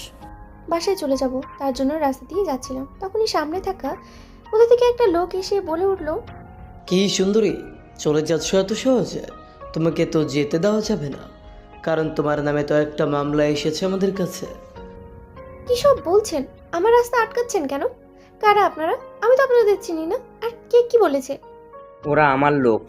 তুমি আমার সাথে যা করেছো, আজকে আমি তোমার সাথে তা করব। তুমি আমাকে অপমান করেছো, থাপ্পড় মেরেছো। আজকে তোমার এমন অবস্থা করব যে পুরো রাস্তার মানুষ চেঁচে দেখবে। তুমি কি ভেবেছো তোমাকে আমি ছেড়ে দেব? আমি ভিডিও করব। তোরা যা, আজকে মেয়েটার এমন অবস্থা করবি যেন সারা জীবন ও মুখ দেখাতে না পারে। ও আমার গায়ে হাত তুলেছে, আমার ভার্সিটির সবাই আজকে জেনে গেছে এটা। কিন্তু ওকে আমি ছাড়বো না। আমি তো এখান থেকে চাকরি হারাবো, সমস্যা নেই, কিন্তু এই সুন্দরী মেয়েটাকে আমি তো ভোগ করতে পারবো। কথাগুলো বলে লোকগুলো আমার দিকে এগোতে লাগলো। এটা শোনার পর আমি পেছোতে লাগলাম। আমি দৌড়ে যেতে পারবো না। আমার পেছন দিয়েও একজন দাঁড়িয়ে আছে। আমার চোখ দিয়ে পানি পড়ছে। আল্লাহ তাআলার কাছে আমি এটাই চাই, আল্লাহ তাআলা, এটা দেখার জন্য তুমি আমাকে বাঁচিয়ে রেখো না। তুমি তুমি তার আগে আমাকে মেরে ফেলো। আমি জানি আমার সাথে একজন মানুষের বিয়ে হয়েছে। আমি যদি ভালোবাসি, পৃথিবীকে আমার স্বামী ছাড়া অন্য কাউকে ভালোবাসবো না। আমার স্বামী ছাড়া আমাকে দ্বিতীয় কোনো পুরুষ স্পর্শ করতে পারবে না। আল্লাহ, তুমি আমাকে প্রয়োজন হলে এখনই মৃত্যু দাও। এসব বলে আমার চোখ দিয়ে শুধু পানি পড়তে লাগলো। পেছন থেকে একটা ছেলে এসে আমার মুখটা চেপে ধরলো। আমি কথা বলবো, তার কোনো শব্দই বের হচ্ছে না। হাত দুটো শক্ত করে জড়িয়ে ধরে আছে একটা ছেলে। আমার বুকের ওড়নাটা টান দিয়ে ফেলে দিয়ে গেল। তখনই পেছন থেকে দেখলাম একটা ছেলে লাথি মারে। ছেলেটা নিচে গিয়ে পড়ে। আমার ওড়নাটা আমার বুকে দিয়ে। তুমি ঠিক আছো তো? তোমার কিছু হয়নি তো? আবির, তুমি তুমি তুমি তুমি এখানে তুমি এখানে কি করছো? আর মেয়েটাকে বাঁচাতে এলে তুমি এখানে কেন? আসসালামু আলাইকুম চাচা। বড় হয়েছেন এক পা কবরে, তারপরে এসব করা ছাড়েন না কেন? ওই, তোর তো সাহস কম না? তুই আমাদের সামনে এসে আমাদের কাজের মধ্যে ব্যাঘাত ঘটাচ্ছিস। কথাটা বলা মাত্রই পেছন থেকে একটা রড বের করে ওর মাথায় বাড়ি মারলাম। নগদে মাথা ফেটে রক্ত বের হতে লাগলো। একটা না, 2-4টা বাড়ি মারতে ওখানে জ্ঞান হারিয়ে শুধু মুরগির মতো ছটফট করতে লাগলো। আমার এমন ভয়ানক রূপ দেখে নীলা ভয়ে অন্য একটা জায়গায় লুকিয়ে পড়ল। আমাকে ক্ষমা করে দাও আবির। আমার ভুল হয়ে গিয়েছে। আমি এমন ভুল আর কখনো করব না। আমি বুঝতে পারিনি, আসলে আসলে ওকে দেখে ঠিক থাকিনি। আসলে ও একটা সুন্দরী। আমি আর কোনো কথা বলতে না দিয়ে ওর মেইন পয়েন্টে একটা বাড়ি মারলাম। নগদে ও জ্ঞান হারালো। পেছন থেকে তখনই আরেকটা ছেলে আমার জন্য ছুরি বের করে মারার জন্য তেড়ে আসে। সেটা একটু আমার হাতে লাগে, একটু রক্ত বের হতে লাগলো, কিন্তু ওকে আমি ছাড়লাম না। ইচ্ছে মতো রড দিয়ে পিটাতে লাগলাম। এর মধ্যে দেখলাম রাহাত পুলিশ নিয়ে আসে। পুলিশ ওদেরকে ধরে নিয়ে যায়। দৌড়ে ওনার কাছে আসি। এসে দেখি ওনার হাত দিয়ে রক্ত বের হচ্ছে। তাই নিজের ওড়না ছিঁড়ে দিয়ে আমি তাড়াতাড়ি করে ওনার রক্তটা বন্ধ করতে লাগলাম। এরপর একটা রিক্সা নিয়ে বলে উঠলাম, সামনে আমার বাসা, তাড়াতাড়ি চলুন, নাহলে রক্ত আরও বেড়ে যাবে। ওখানে আমি ব্যান্ডেজ করে দিচ্ছি। আমার বাসায় ফার্স্ট এড বক্স আছে। কেমন জানি পাগলের মতো হয়ে গিয়েছে নীলা। আমি বেশ অবাক হলাম, ওর দিকে তাকিয়ে রইলাম। এতটা গুরুত্ব দিচ্ছে যেন আমি ওর মেনে নেওয়ার স্বামী। আমার কাছে ওর এমন রেসপেক্ট খুব ভালো লাগছে। আমাকে নীলা ব্যান্ডেজ করে দিচ্ছে আর বলছে, আপনাকে কে বলেছে এখানে এসে মারামারি করার জন্য? আর আপনি এখানে আমার খোঁজ পেয়েছেন কি করে? এখানে এসেছেন কি করে? নীলা ফুপিয়ে ফুপিয়ে কান্না করছে। ওর শুধু চোখ দিয়ে পানি বের হচ্ছে। মুখটা কেমন জানি না লাল হয়ে গিয়েছে, টমেটোর মতো। আর মোটা ফ্রেমের চশমাটা বারে বারে ঠিক করছে। ওর এই টমেটো মাখা মুখটা দেখে আমার বেশ হাসি পাচ্ছে। ঠোঁটটা খুবই গোলাপি, যেন থরথর করে কাঁপছে। কেন জানি না আমার নিজের অজান্তেই ওনার জন্য এত খারাপ লাগছে। নিজের প্রতি যেন এখন খুব আমার কষ্ট হচ্ছে।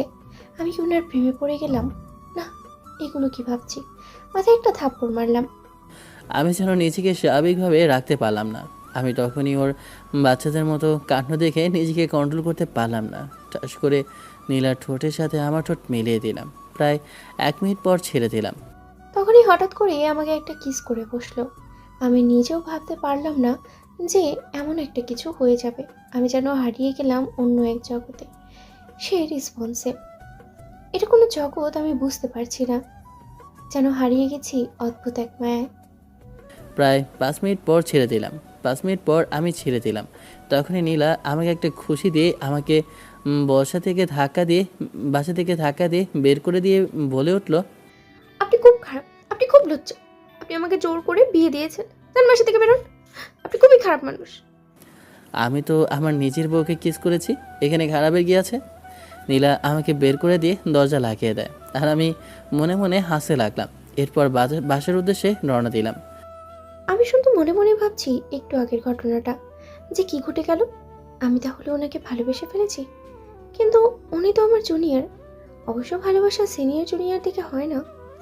আমার তো একটাই আশা ছিল যে আমাকে ভালোবাসুক, কিন্তু আমি তো তার যোগ্য না। আমি একটা এতিম মেয়ে, আরও অনেক বড় লোক। কখনো আমাদের ভালোবাসা হবে না, এসব ভেবেই চোখ দিয়ে পানি পড়তে লাগলো। আর আমি এগুলোই ভাবছি আর কান্না করছি। তখনই হাতের ফোনটা বেজে উঠলো। দেখি ফারজানা কল করেছে। ফারজানা বলে উঠলো, আজকে ভার্সিটির মধ্যে কি হয়েছে সব কিছু আমি শুনেছি এবং জেনেওছি। তুই চিন্তা করিস না।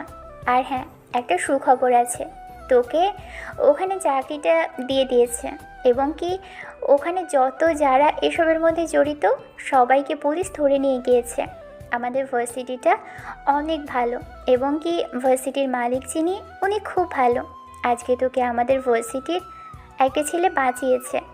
তুই হয়তো বা জানিস না, ওই ছেলেটার বাবা ওই ভার্সিটির মালিক। তার মানে হচ্ছে আবির ইউনিভার্সিটির? কী রে, কী সব বলছিস? আর হ্যাঁ, তুই তো বললি না তোর সাথে কার বিয়ে হয়েছিল? ওই ছেলেটা তো একটা পিকও দিলি না, আমাকে পরিচয় করিয়ে দিলি না। এটা কিন্তু ঠিক না। আরে না, এটা সম্ভব না, কারণ আমি এতিম। তুই তো জানিসই, আমার যখন যোগ্যতা হবে ওর সামনে দাঁড়ানোর, তখন না হয় আমি ওকে বলবো।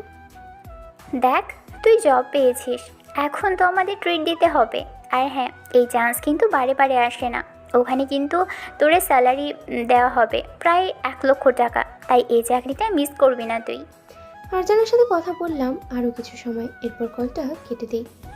আব্বুকে সব কিছু আগে কল করে বলি যে আব্বু ওই অনুযায়ী কাজ করে, আর নীলার চাকরিটাও ব্যবস্থা করে দেয়। নীলাকে ওখানে রাখাটা ঠিক হবে না, আমাদের বাসায় নিয়ে আসতে হবে। এসব ভেবে আমি সন্ধ্যায় বাড়িতে যাই।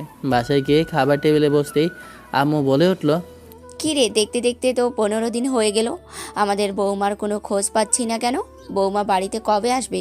বৌমা না আসলে কিন্তু আমি খাবার দাবার রান্না করা একদম বন্ধ করে দেব।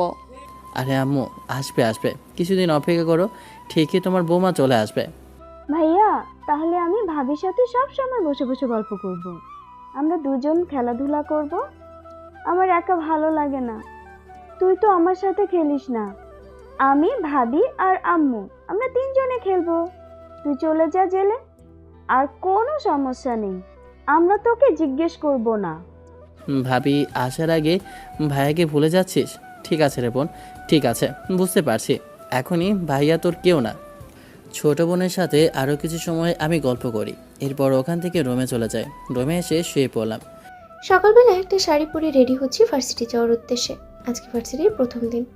সারা রাত শুধু ওই ফাজিল ছেলেটার কথাই কেন যে মনে পড়লো বুঝতে পারলাম না। তার মানে কি নিজের অজান্তেই ওকে আমি ভালোবেসে ফেলেছি? যদি দেখি কোনো মেয়ের সাথে কথা বলে, তাহলে কিন্তু ভার্সিটির মধ্যেই একেবারে কানে ধরে দাঁড় করিয়ে রাখবো। ও আমাকে চেনে না, আমিও নি না। কিন্তু উনি যে বকা দেন, আমার তো ভয় লাগে। কোনো একটা কথা বললেই আমার কেমন জানি ভয় লাগে। আমি যেন একদম নিস্তব্ধ হয়ে যাই। সামনে আসলে যেন আমার পুরো শরীরটাই কাঁপতে লাগে। ওনাকে দেখলেই কেন যেন এমন মনে হয়, জানি না আমি। সকালবেলা রেডি হয়ে ভার্সিটির উদ্দেশ্যে রওনা দিলাম। তখনই হাতের ফোনটা বেজে উঠলো। দেখি রাহাত কল করেছে। ফোনটা রিসিভ করলাম, তখন রাহাত আমার উদ্দেশ্যে বলে উঠলো, ওই শালাবাল পাকনা কোথায় রে? তোকে তো দেখছি না। সে কখন থেকে ক্যাম্পাসে বসে আছি, তোর খবর জানতে জানতে মাথা পাগল করে দিচ্ছে। বাবারে বাবা, তোর আবার মাথা কে পাগল করেছে? কি হয়েছে সেটা বল। আরে আমার সুন্দরী শ্রাবণী, সে তো শুধু তোর কথাই বলছে। আজ 2-4 দিন ধরে শুধু তোর কথাই জিজ্ঞাসা করছে। এখন তো মনে হয় আমাদের সামনে একটা পিস্তল নিয়ে মাথায় ঠেকিয়ে বলছে, যদি আজকে না আসিস তাহলে তো আমার খবর করে দেবে। শ্রাবণী হচ্ছে আমাদের ভার্সিটির সব থেকে সুন্দরী মেয়ে এবং কি আমাদের ক্লাসমেট। ওর বাবা আমাদের এই শহরের এমপি, কিন্তু ও সবসময় আমার পিছনে আটার মতো লেগে থাকে। আমি ওকে পাত্তাই দিই না, তারপরে সবসময় আমার পিছনে লেগে থাকে।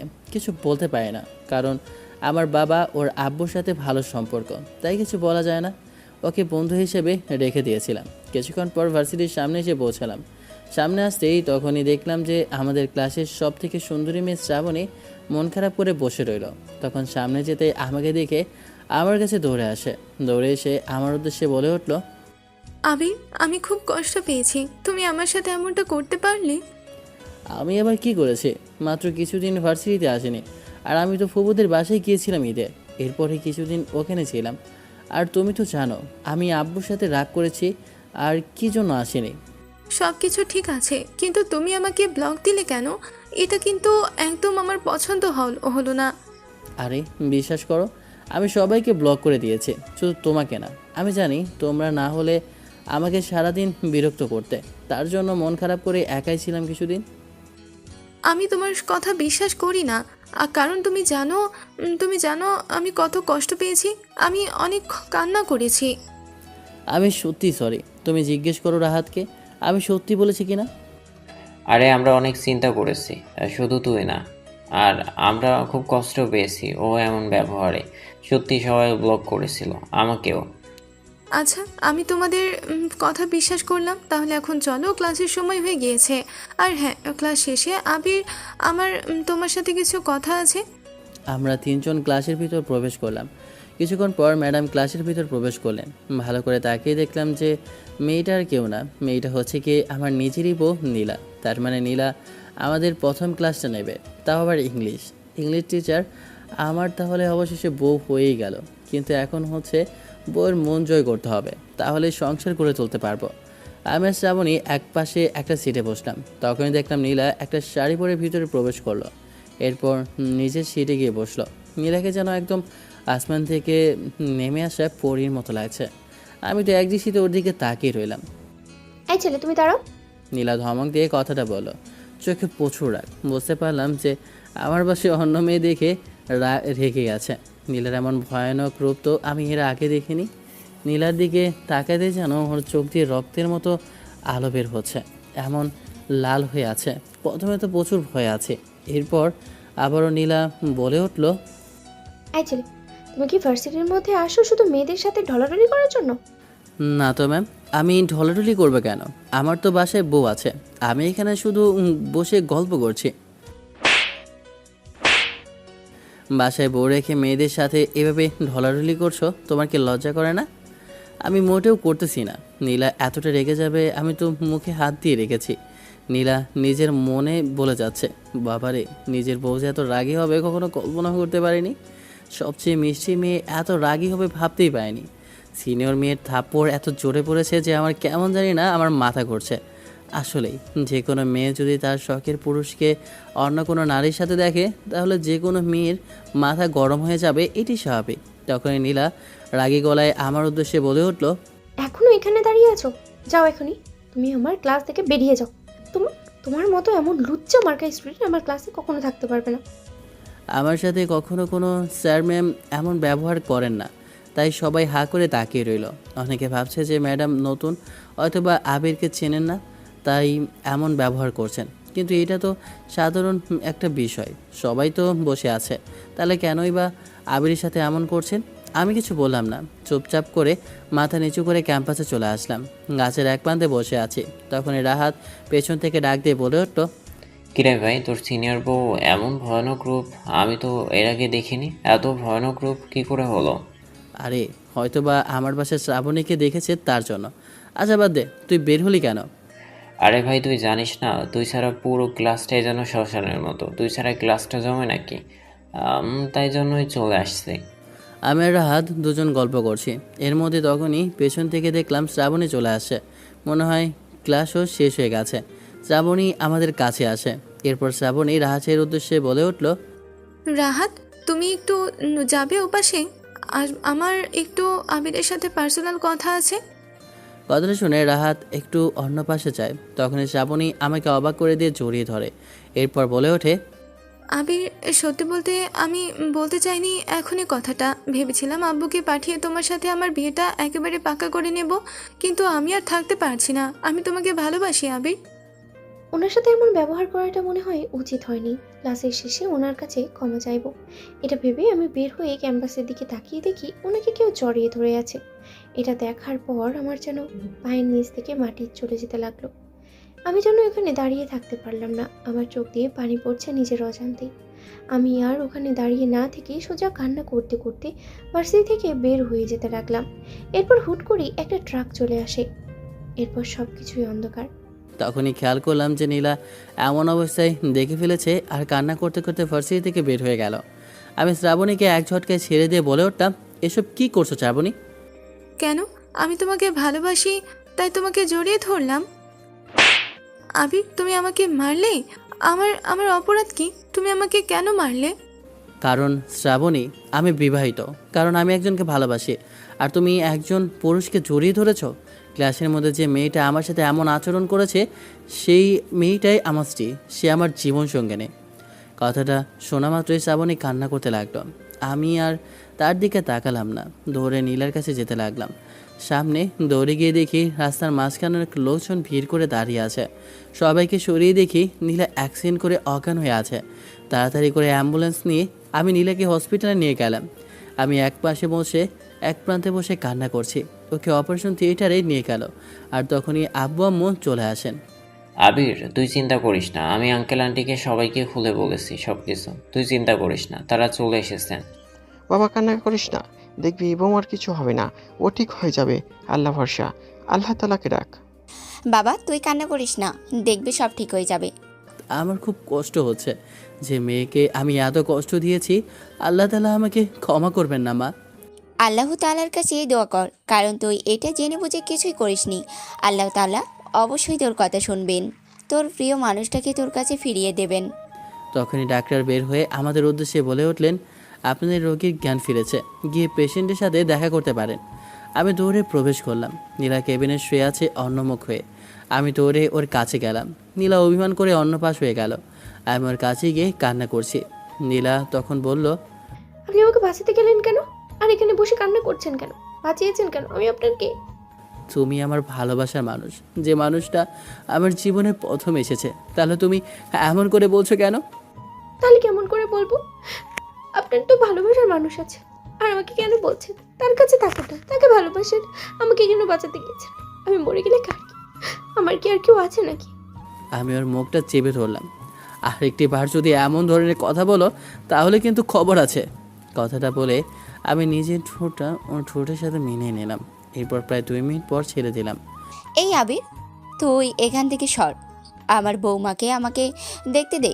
মাশাআল্লাহ, দেখতে অনেক সুন্দর। আমি এটা ভাবছি যে বৌমা, তুমি আমার এই ছাগল ছেলেটাকে কি করে পছন্দ করলে? তোমাকে যত কষ্ট দিয়েছি, ওকে মেরে মেরে আমি আলুর ভর্তা বানিয়ে ফেলবো। তুই বের হ, আমার বৌমাকে বুঝিয়ে বলছি, তুই একটা ফাজিল ছেলে। দেখেছেন, নিজের বৌমাকে পেয়ে এখন নিজের সন্তানকে ভুলে যাচ্ছে। আহারে, এটাই হচ্ছে মনে হয় বাবা মা। আমি কেবিন থেকে বের হলাম। তখনই আসলে আমার ছেলে তোমাকে অনেক ভালোবাসে। ওই মেয়েটা আসলে ওকে পছন্দ করে, আমার ছেলে ওকে পছন্দ করে না। আমার ছেলে বলেছে তোমার কথা। আমি তো শুধু মনে মনে তোমার কথাই ভাবছি, আর তোমাকে আমার বৌমা হিসেবে মেনে নিয়েছি। আর তুমি আজকে থেকে আমার বৌমা না, আমার মেয়ে। তোমার সম্পর্কে আমি জানি। কিন্তু আমার তো পরিবার নেই, আমার তো মা বাবা কেউ নেই। আরেকটি বার এসব বললে থাপ্পড় দিব মেয়ে। তোমার বাবা আমি, এই যে তোমার মা, এখন থেকে আমরাই তোমার পরিবার। যদি এসব বলো তাহলে কিন্তু খবর আছে। আমি কখনো কল্পনা করিনি আল্লাহ তাআলা আমাকে এত একটা ভালো পরিবার দেবে। আমি তো খুশিতে কান্না করে দিলাম। আমাকে জড়িয়ে ধরলেন মা বাবা, যারা আমার শ্বশুর শাশুড়ি ছিলেন। তারা এখন আমার নিজের বাবা মার মতো। এর থেকে আর আনন্দের কী বা হতে পারে? আম্মু আর আব্বু বের হয়ে যান। আমি কেবিনের ভিতর প্রবেশ করলাম। আমাকে দেখে তখন নীলা অভিমান করে বলে উঠল, আমি কারোর সাথে কথা বলতে চাই না, যত সময় না কান ধরে আমার সামনে ক্ষমা চাইবে। আমি নীলার সামনে হাঁটু গেড়ে কান ধরে বসলাম আর ওর কাছে সরি বললাম। তখন নীলা একটু উঠে আমাকে জড়িয়ে ধরে আর কান্না করতে লাগলো। জানি না, তোমাকে নিজের অজান্তে ভালোবেসে ফেলেছি। এমনটা হবে কখনো ভাবতেও পারিনি। আমার দুনিয়াটা যেন চলেই গিয়েছিল। আসলে তুমি আমায় চিনেছ, কিন্তু মনে হয় তুমি একদম পিছিয়ে রয়ে গেলে। কথাটা বলে ওর ঠোঁটে আর একটা কিস করলাম। প্রায় 5 মিনিট পর ছেড়ে দিলাম। দেখতে দেখতে নীলাও সুস্থ হয়ে যায়। আর আব্বু আম্মু আমাদের আবার অনুষ্ঠান করে বিয়ে দেয়। আমি তো ছাদের উপর দাঁড়িয়ে আছি আনন্দে। এখন লুঙ্গি ডান্স করতে মন চাচ্ছে। তখনই রাহাত আসে। কিরে ভাই, কাহিনী তো ঘটিয়ে দিলি। তাহলে এখন আমাদের ট্রিট দিবে কবে সেটা বল। আরে ভাই, চিন্তা করিস কেন, সব কিছুই হবে। শুধু একটু ভাইয়ের দিকে দেখিস যেন নজর না লাগে। তোর তো শালা কাল্লা নজর, তাই বলছি আর কি। অপমান করছিস? তোর কত সহযোগিতা আমি করেছিলাম, আর তুই এখন আমাকে অপমান করছিস? ঠিক আছে, সমস্যা নেই, আমাদেরও দিন আসবে, তখন দেখিয়ে দিব। আমাদের কথার মাঝে তখনই আম্মু চলে এসে বলে উঠলেন, এখনও তুই ছোট বাচ্চাদের মতো বসে ওর সাথে শয়তানি করছিস? যা নিজের রুমে যা, বৌমা একা রুমে বসে আছে। কি আর করার আছে। আমার কথা শুনে নিচে আসলাম। নিচে এসে নিজের রুমের ভিতর প্রবেশ করলাম। রুমের ভিতর প্রবেশ করে দেখি আমার সামনে আসতেই আমার পা ধরে সালাম করে বসলো নীলা। আমি তখনই নীলাকে জড়িয়ে ধরলাম আর কপালে একটা কিস করলাম। তখন নীলা বলে উঠলো, এই শোনো না জুনিয়র বড়, আমার না একটা বেবি লাগবে, তুমি আমাকে একটা বেবি দেবে? ওরে বাবারে, আমার বইয়ের কাণ্ড দেখে লজ্জা একদম অজ্ঞান হয়ে যাওয়ার অবস্থা। রোমান্টিক মজা করাই তো আনন্দের। এই কথা বলে আমি ঝাঁপিয়ে পড়লাম, একদম ভীষ্মযুদ্ধে চলে গেলাম যেন একটা বেবি হয়ে যায়। আপনারাও দোয়া করবেন আমাদের সাফল্যের জন্য। গল্পটা এখানেই শেষ করলাম। আল্লাহ হাফেজ, টাটা, বাই বাই।